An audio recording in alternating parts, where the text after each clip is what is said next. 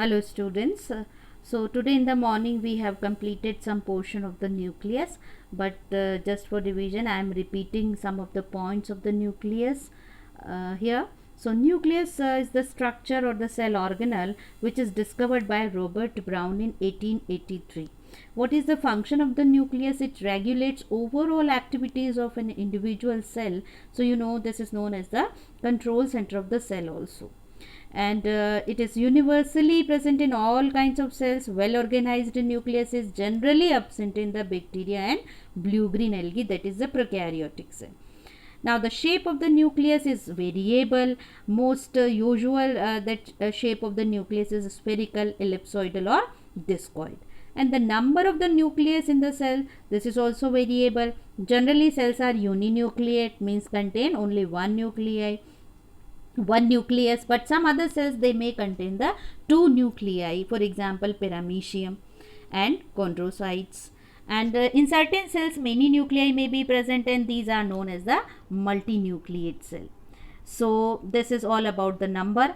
Now further we will see the structure of the nucleus. So the structure of the nucleus is made up of the outer covering, and the outer covering is known as the nuclear envelope. So this is the outer covering of the nucleus, and this is known as the that nuclear envelope. So this nuclear envelope, this is known as the karyotheca also. So it is composed of the outer membrane and the inner membrane, and these two membrane, they are separated by a space in between them. This space is known as the perinuclear space. And sometimes the outer membrane nucleus shows structural continuity with the membranes of endoplasmic reticulum. You can see here the endoplasmic reticulum, it is showing the connection with the nuclear membrane. Now inner nuclear membrane is internally supported by the fibrous structure of uniform thickness, and which is known as the fibrous lamina also, or internal dense lamella also. Nuclear envelope is perforated. You can see here the pores are present. So nuclear envelope is perforated by many circular or octagonal pores. You can see the many pores are present here, and around their margin the outer and inner that nuclear membrane are continuous. The nuclear pores are plugged by a hollow cylindrical structure that is known as annuli, and the pore and the annulus together they form the pore complex, which is an octagonal structure. So a pore complex is formed here. Now what is the function of these nuclear pore? So the function of the nuclear pore is that they are the pathways for the exchange of macromolecules between the cytoplasm and the nucleoplasm, which is present in the nucleus. So the next feature of the nucleus is the nucleoplasm. So nucleus is filled with a transparent semi-solid jelly-like granular and acidophilic that substance, which is called as the nucleoplasm, karyolymph or karyoplasm. Chromatin fibers and the nucleolus. You can see here the chromatin fibers here. These are the chromatin network, and the nucleolus is present or suspended in the nucleoplasm. And main constituent of these chromatin fibers are the nucleic acids RNA and DNA. Now other that important structure in the nucleus, we will discuss the nucleolus. After that we will study the chromatin network. So here I will show you the structure of nucleolus. Here this nucleolus is this spherical body which is present in the nucleoplasm. It was discovered by Fontana in 1781, and nucleolus is attached to a specific region of a particular chromosome, and this region is known as the nucleolar organizer or secondary constriction. Nucleolus is synthesized at this region only. Now this nucleolus it disappears at the late prophase. You know, at the in the cell division you have studied that the cell organelles, they disappear during the cell division, and it reappears during the telophase. It does not have a membrane of its own. Now what are the different regions or the components here? So you will see that the matrix which is present in the nucleolus is homogeneous, and it has several types of granules and the fibers in it. So it forms the pars amorpha. This is the technical term given to this. Then the second region, which is the pars chromosoma, here you will see this is represented by the perinuclear chromatin. You will see here, this is perinuclear chromatin that surrounds the nucleolus like discontinuous covering. From perinuclear chromatin, another that thread like intranucleolar that material also you will see. So intranucleolar chromatin also projects into the pars amorpha. This is the intranucleolar chromatin. This is perinucleolar chromatin material. Now another thing is there are some granules which are present in the nucleolus. They are pars granulosa, and they are the granules of ribonucleoprotein, and these are like the cytoplasmic ribosomes. Other than granules, as I said, fibers are also present. So fibers are represented by 50 to 80 angstrom long fibrils of ribonucleoprotein. So this is the structure of nucleolus. Now what is the function of nucleolus? So nucleolus is the most active sites of RNA synthesis. It is the source of ribosomal RNA, that is rRNA. Its main function therefore the formation of ribosomes. So this is the function of nucleolus. Now we'll come to the chromatin fibers. So chromatin fibers, this can be seen during the interphase. During cell division, this thread-like structures are seen and they become thick and condensed, and then they form the chromosome. So there is like two types of chromatin material identified by the scientists, namely heterochromatin and the euchromatin. What is heterochromatin? Heterochromatin is the dark staining and the condensed region of the chromatin material. So this dark stained region is the heterochromatin, contains relatively small amount of DNA and large amount of RNA. Further, euchromatin is the light stained, you can see this is light stained and diffused region of the chromatin, and it contains relatively large amount of DNA and is genetically active as well as metabolically also active. So this is the chromatin fiber and or the chromatin material, the two regions heterochromatin and euchromatin. Further, this chromatin material, it undergoes condensation and form the chromosomes. Now the differences between the heterochromatin and the euchromatin. So let me see. Euchromatin is the lightly staining regions, heterochromatin darkly staining. Euchromatin less tightly packed chromatin fibers, therefore they are non-condensed, and tightly packed chromatin fibers, therefore they are condensed one.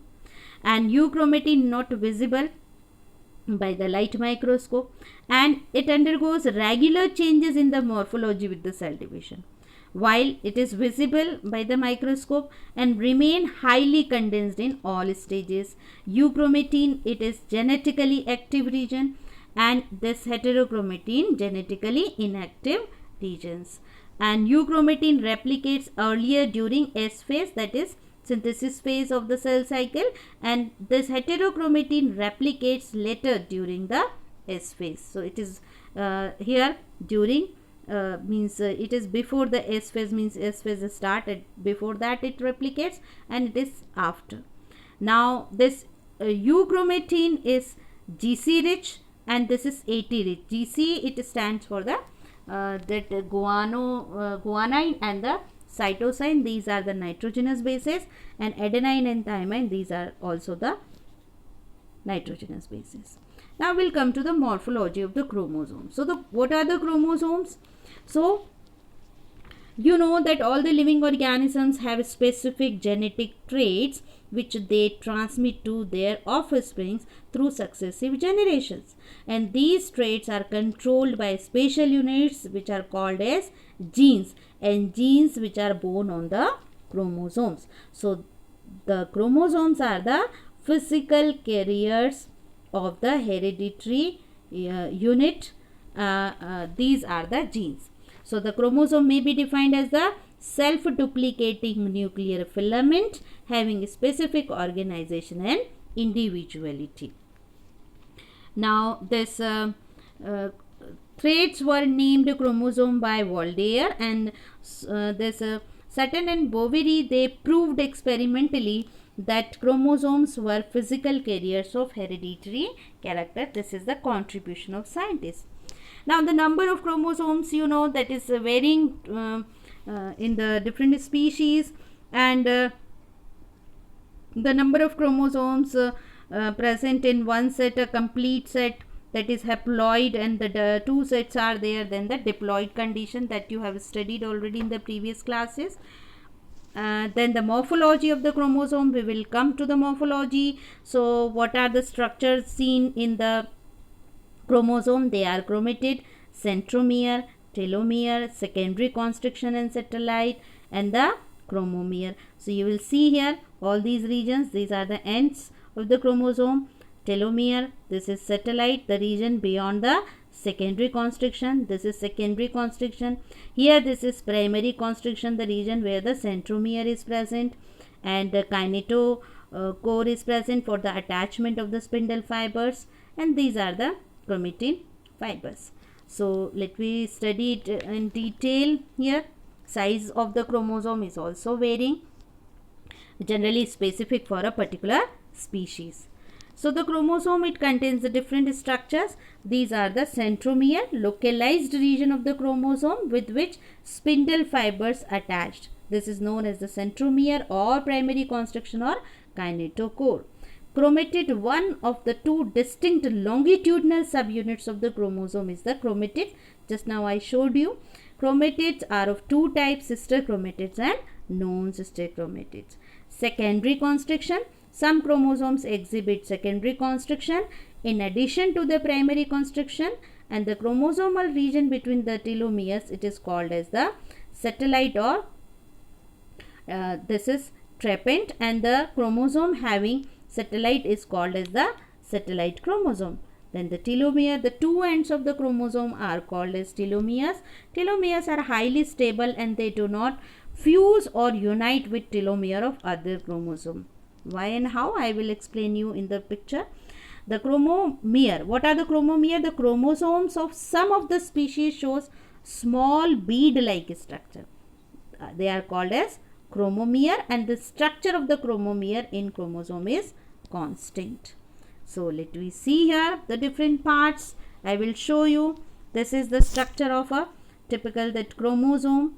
Here this is centromere, this is chromonema, this is pellicle, this is matrix. Here you will see these are the chromatids containing chromonemata.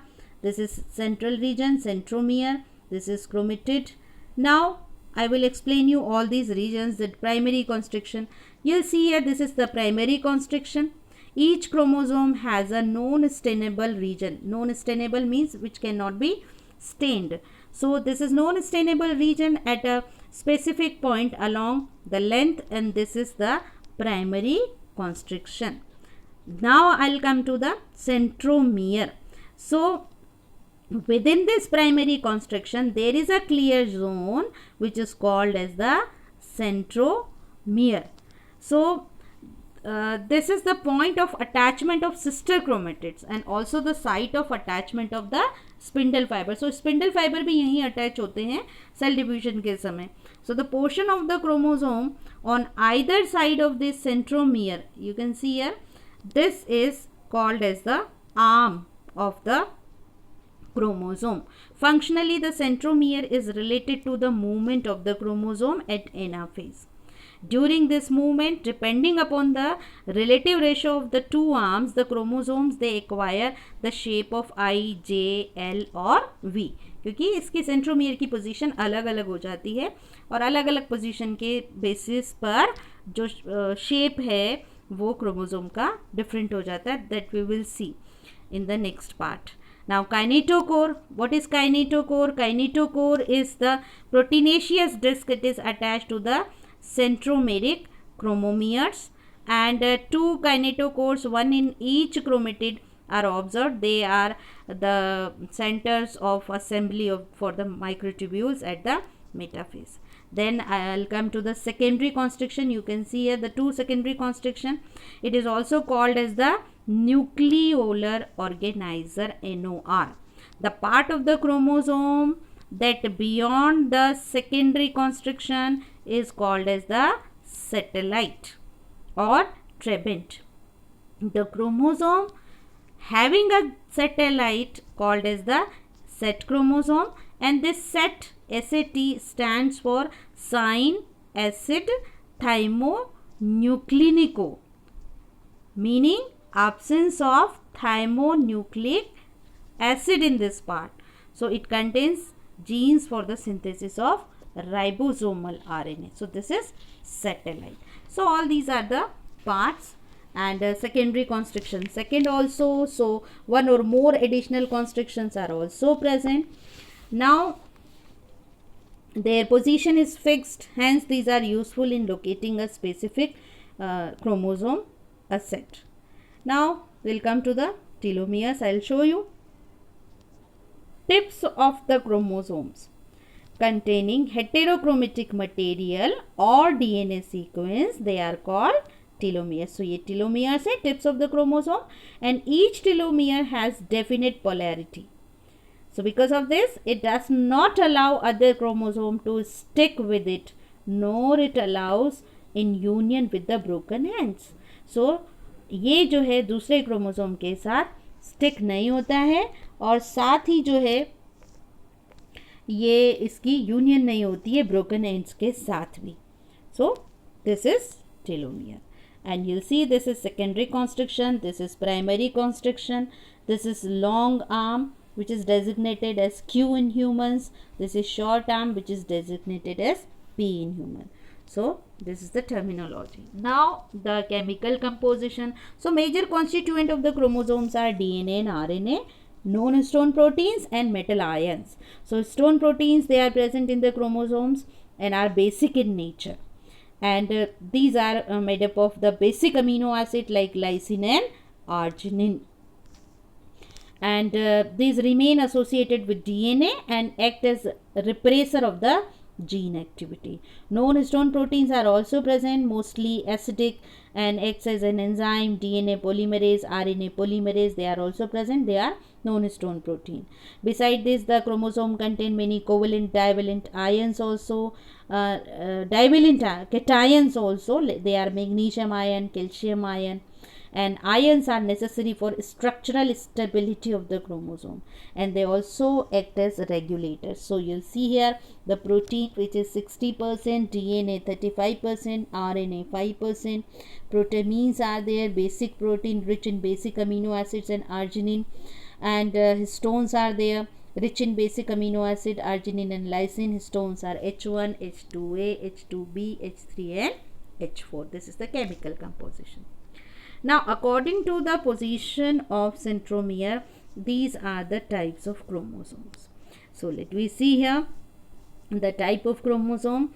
First we'll see the telocentric chromosome. Telocentric, where the centromere is present at one end. So this centromere here is at one end, and at anaphase it looks like a I, capital I.